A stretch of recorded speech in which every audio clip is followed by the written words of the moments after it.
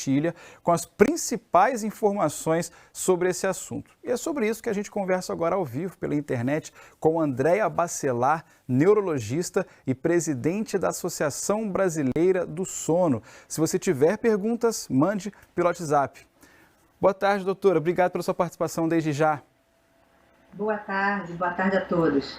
Doutora, o que levou vocês a desenvolverem essa cartilha? A Associação Brasileira ela tem a finalidade não somente de formar profissionais relacionados ao sono, mas conscientizar a população da importância do sono. A gente tem a Semana Brasileira do Sono, que acontece sempre em maio, que várias regiões do país disseminam, informam com cartilhas também a importância, a função, o tempo de sono, por faixa etária. E aí a gente resolveu fazer uma cartilha para todo o Brasil, colocar no site da associação, para que todos tenham noção da importância do sono na vida de cada um. A gente está até vendo alguns recortes aí da cartilha que a gente separou para ir ilustrando aqui a nossa conversa. Eu vou fazer algumas perguntas que estão justamente, que fazem parte dessa cartilha, né? A primeira, acho que é a principal, talvez, quando a gente fala do assunto. Existe um número ideal, então, de horas de sono? Existe uma recomendação, né, até de uma fundação de sono mundial, por faixa etária, ou seja, a maioria das pessoas naquela faixa etária dorme e se sente bem com aquela quantidade de horas.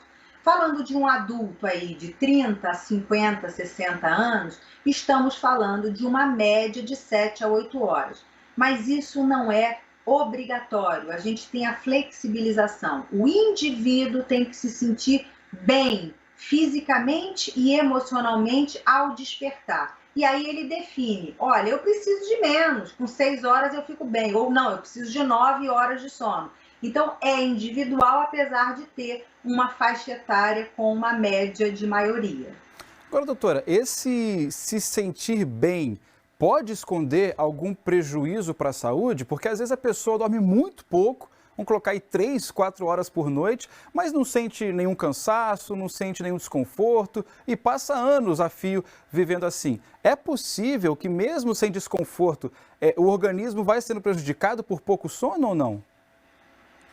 É aquilo que eu lhe falei. Se você dorme 5 horas e você é um dormidor curto, nada na sua vida vai expressar uma manifestação ruim. Mas, por exemplo, eu não estou falando só de cognição, de estou atento, não sofro acidente, não estou cansado. Às vezes, alterações de humor, irritabilidade, falta de paciência, isso pode ser falta de sono. Gripes, quer dizer, agora a gente está numa pandemia, mas aí fico resfriado com frequência, etc. Isso pode ser interferência do sono? Sim. Vacinação, a gente está agora querendo tanto, né, que todos se vacinem, vimos matérias anteriores. O sono tem um papel importantíssimo nessa etapa. Eu preciso dormir bem para que essa imunidade aconteça e a vacina pegue, ou seja, eu tenho anticorpos contra aquilo que eu estou me vacinando. Então, o sono também é importante. Dormir pouco, eu posso não ter imunidade. Ou então eu desenvolver queixas de outros órgãos. Eu tenho gastrite. Gastrite tem a ver com sono? Tem a ver com sono. São órgãos-alvo que vão expressando distúrbios, defeitos, complicações pela falta de sono. Então, a gente tem que fazer essa associação. Minha pressão não está controlando? Será que é a falta de sono? Não consigo perder peso? Pode ser um sono de má qualidade? Sim.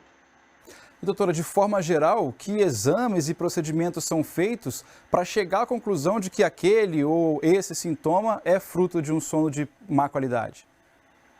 Pois é, se você está nesse momento se sentindo efetivamente, não durmo bem, tenho um problema de sono, ou não sei se meu sono é de qualidade, apesar de eu dormir essas 7, 8 horas, mas durante o dia eu tenho algum comprometimento no meu dia, existem especialistas que vão pedir um exame chamado polissonografia. É aquele exame que você vai para o laboratório e é monitorado. Hoje tem a possibilidade de se fazer também no domicílio esse exame completo. E aí a gente vai avaliar a questão cerebral, respiratória, cardíaca, movimento, a saturação de oxigênio, tudo isso é avaliado numa única noite para que a gente faça diagnóstico ou exclua outras questões e pontualmente veja o que aquele indivíduo precisa melhorar na sua qualidade de vida, remédio ou não remédio, às vezes, medidas, higiene do sono, mudança de hábito, né? Mudança de horário de dormir, mudança de coisas que a gente faz próximo à hora de dormir, exercício eletrônico, cafeína, bebida alcoólica, tabagismo, quer dizer, questões que vão necessariamente prejudicar aquela noite de sono. Às vezes, só mudança de hábito já pode lhe gerar uma noite de qualidade. E doutora, o sono também é fundamental no desenvolvimento dos bebês, né? Com certeza, né? Por que o bebê dorme 16 a 20 horas? Porque o nosso cérebro, nosso sistema nervoso central não está maduro no momento do nascimento. Então, essa maturação, essa interação, formação do neurônio ainda acontece nessa primeira infância. E é durante o sono profundo que isso vai acontecendo. Então, existe essa necessidade de mais tempo de sono, principalmente nessa faixa etária. Depois, o adolescente também precisa de um tempo total de sono maior do que o do adulto. E, infelizmente, os nossos adolescentes estão privados de sono, são obrigados a estarem ou em sala ou agora na frente de uma tela às 7 da manhã. E a gente sabe muito bem que nessa faixa etária existe um atraso na fase do sono. Biologicamente, o hormônio do sono, que é a melatonina, é produzido de uma maneira atrasada nesse adolescente. Então, sabidamente, ele não tem sono tão cedo e precisa acordar mais cedo do que o normal, precisando de um tempo de horas maior do que o do adulto. Então, é uma população que vive em privação de sono. E isto é efetivamente gravíssimo para a nossa vida. Dormir menos do que a gente precisa, necessariamente a gente vai pagar uma conta alta quanto à nossa saúde em médio e longo prazo. Muito bem, conversamos com Andréa Bacelar, neurologista e presidente da Associação Brasileira do Sono. Doutora, muito obrigado, boa tarde, até a próxima. Eu que agradeço, boa tarde a todos.